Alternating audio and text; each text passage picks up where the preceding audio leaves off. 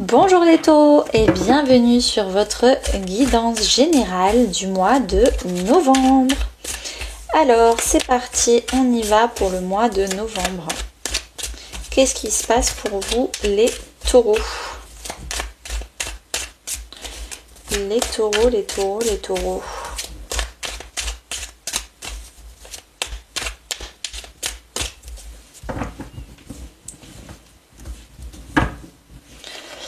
Alors, votre énergie principale, c'est fou, c'est comme ceux d'avant, les cancers. Peut-être que vous avez beaucoup de cancers dans votre thème, c'est possible. D'ailleurs, on va peut-être... Voilà. C'est pas droit. Ah, métoc. Voilà. Début du mois... Alors, pas du tout pareil que les cancers. Début du mois de novembre. Ce que vous souhaitez. Ce qui va vous aider. Le défi. Dans votre vie perso, dans votre vie pro, dans votre vie intérieure et à la fin du mois, qu'est-ce qui se passe? Et on a le dos de deck, c'est-à-dire le contexte. Alors, on a une arcane majeure, 2, 3, 4 arcanes majeures. On a des épées, des coupes, des pentacles et 2 bâtons. C'est plus ou moins équilibré, il y a un peu de tout. Il n'y a peut-être pas beaucoup de bâtons, donc on va voir. Dernièrement, ces dernières semaines, ces derniers mois, qu'est-ce qui s'est passé pour vous les taureaux? On a le pape et le 9 de bâton. Vous êtes fatigué, peut-être fatigué de tout le temps devoir être inspirant, de tout le temps devoir être le mentor de tout le monde, de tout le temps devoir être irréprochable. C'est toujours vous qui devez tendre la main, c'est toujours vous qui devez tirer les autres vers le haut. Et ça vous fatigue en fait, ça vous fatigue d'avoir cette posture de mentor tout le temps. C'est bien de l'avoir un peu, mais tout le temps là vous êtes un peu fatigué. Il y a peut-être même aussi une notion de stress. Ça vous stresse de tout le temps devoir être parfait. Donc ça c'est peut-être quelque chose que vous avez travaillé et vous avez peut-être un peu plus lâché prise sur le fait du coup de tout le temps aider les autres. Donc il y a peut-être un lâcher prise qui a été opéré ces dernières semaines. Les cancers, du coup, l'énergie qui va vous accompagner tout le long du mois de novembre, c'est la roue de la fortune. Coup de pouce du destin, il y a des choses qui vont enfin avancer qui étaient bloquées, il y a des choses qui vont enfin... peut-être avoir des déclics, vous allez comprendre pourquoi ça bloque, peut-être qu'il va y avoir des cadeaux de la vie, parce que ça c'est vraiment le destin, c'est pas forcément nous, mais c'est peut-être des événements de la vie, des personnes qui vont nous dire une phrase, ça va nous faire un déclic, et ça va nous faire comprendre les choses autrement. D'ailleurs je suis étonnée qu'il n'y ait pas le pendu, parce qu'avec votre tirage ça aurait été bien. Voir les choses autrement. La tête en bas, les pieds en haut. Au début du mois de novembre, on a le 3 d'épée, on est blessé. Donc je sais pas ce qui se passe début novembre, mais il y a peut-être, généralement c'est une blessure du passé. Donc il y a quelque chose du passé qui revient pour être nettoyé. Si ça revient, c'est que c'est le bon moment pour vous.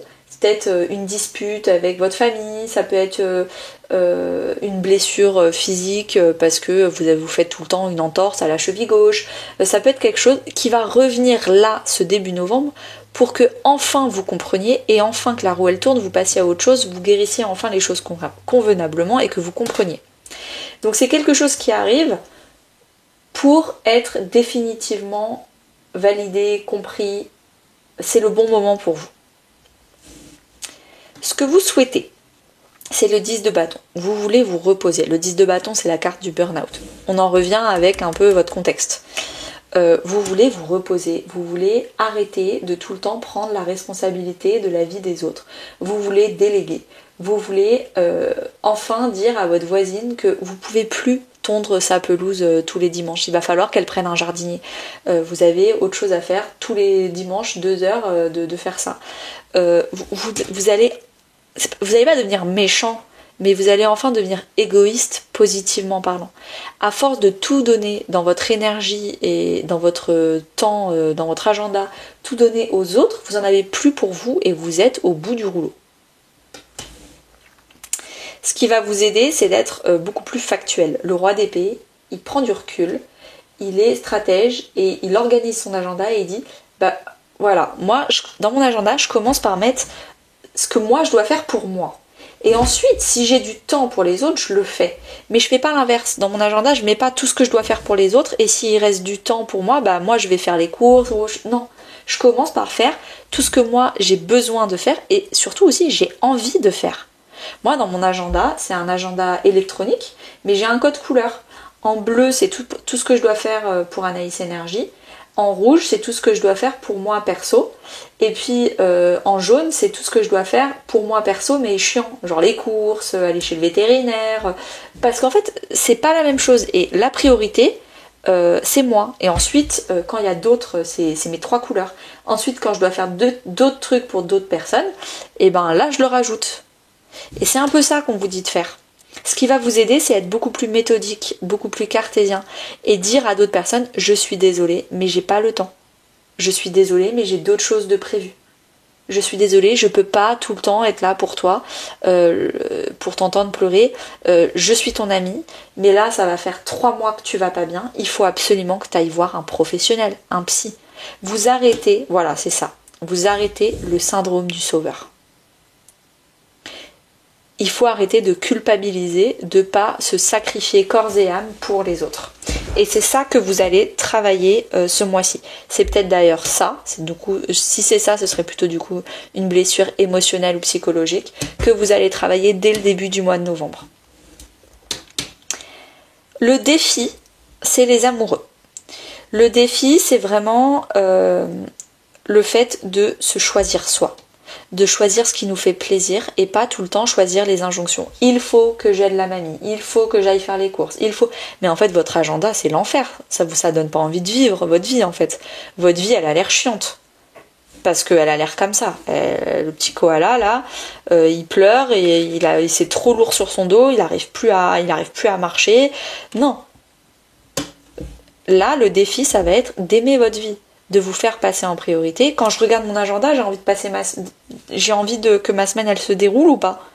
Ça me donne envie chaque jour de me lever, d'ouvrir les yeux et de me dire ah trop cool cette journée, il y aura ça à 16h, puis il y aura ça à 8h du matin, et puis voilà, c'est ça qu'on vous demande de faire, de vous choisir, d'aimer la vie, de kiffer. On n'est pas venu sur Terre pour souffrir.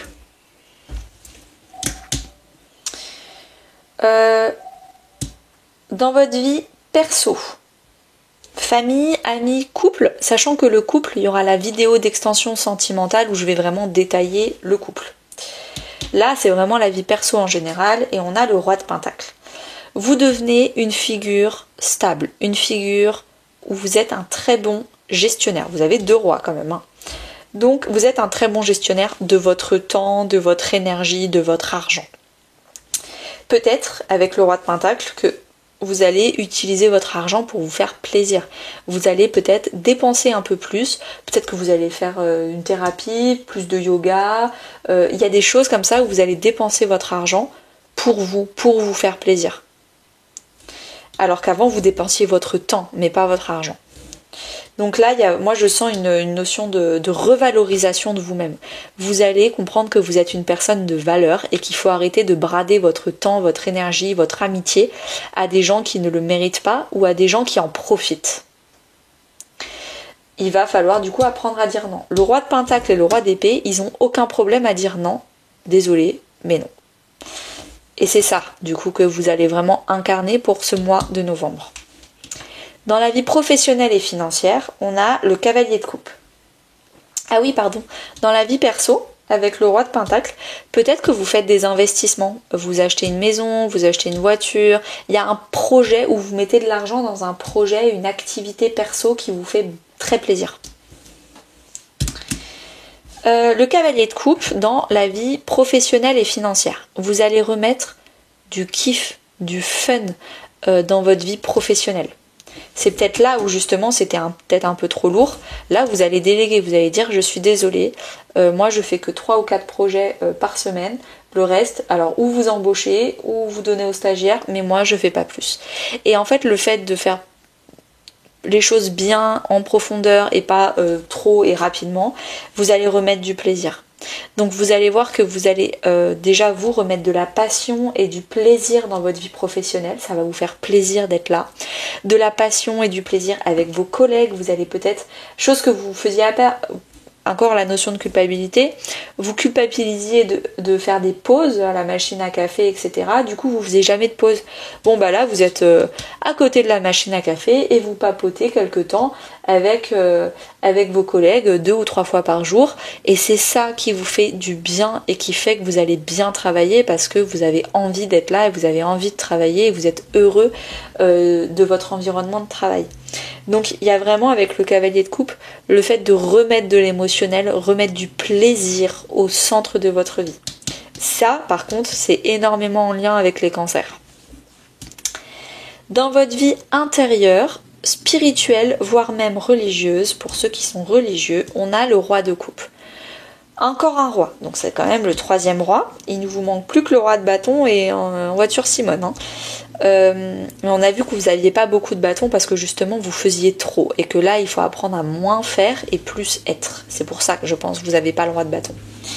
Donc le roi de coupe, c'est celui qui est en parfaite maîtrise émotionnelle. Quand il est blessé, quand il ressent une émotion. C'est quoi? Ah, de la culpabilité. Ok, ça veut dire quoi la culpabilité? Comment je la gère et pourquoi? Et voilà. Donc il y a tout un truc sur je gère mes émotions.